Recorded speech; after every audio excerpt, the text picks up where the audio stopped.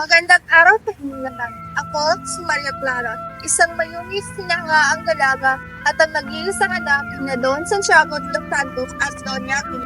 Ako ang sinisinta na Maginoong si Crisostomo Ibarra, ang lalaking makisig at may malasakit sa bayan, ang aking iniibig na si Ibarra. Nang dahil sa aking pag-ibig ay dapat ko bang limutin ang alaala ng aking ina?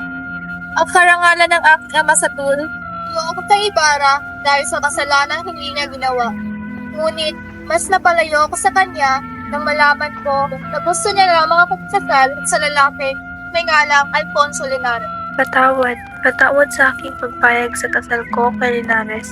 Hindi ko ito nais. Pumayag lamang ako para ilayo ka sa panganib.